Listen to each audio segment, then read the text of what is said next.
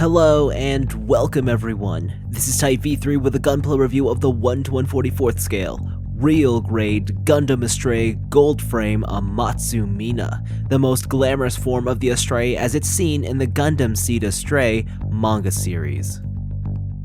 Following a recent trend in real grades, the gold frame Amatsu Mina isn't a brand new kit, but rather one that's been developed using an existing kit, in this case the RG Gundam Astray red frame. There's a total of 17 parts in the box, 13 plastic runners, the golden black inner frame, 2 wires, and a huge decal sheet.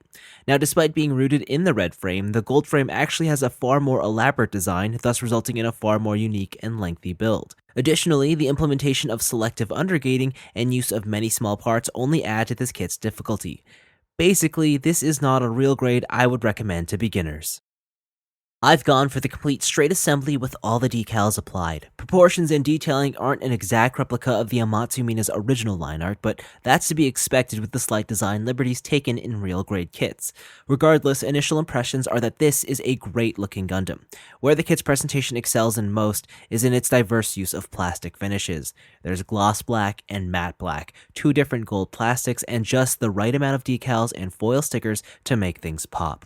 Of course, some will scoff at the quality of the gold plastic used, still I think it's been integrated into the kit's aesthetics well enough. Speaking of paint, this kit doesn't necessarily require much else from the modeler apart from minor panel lining. However, I will admit that if you are thinking about a full custom paint job, the task will be quite tricky because of the dual-colored inner frame, small parts, and complex reassembly. With that said, I do feel that overall, this kit has one of the best out-of-box visuals among all real-grade releases, second only to the RG Sinanju, and, like the Sinanju, I am more than happy to display this 5-inch tall kit as it is in its current straight build state.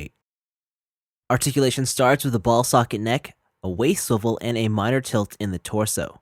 Arms run forward swinging polycaps, there's adjustable shoulder pads, universal jointed shoulders, a bicep swivel, double jointed elbows, and hinged ball socket wrists.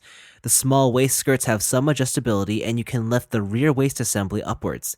The hips are on universal joints, there's a thigh swivel, double jointed knees, ball socket ankles, and minor movement in the toes. The entire backpack can be lifted with each of the wings on a swivel. They can spread out further and carry a couple of sections of extra adjustment to them.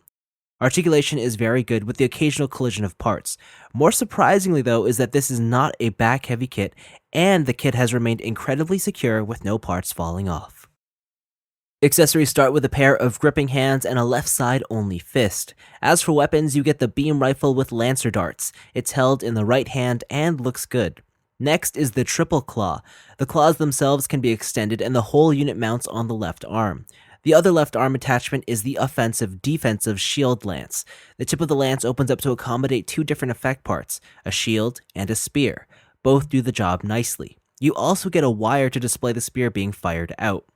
On a related note, there's 2 additional wires which connect to the harpoons in the Gundam's wings for another ranged weapon display.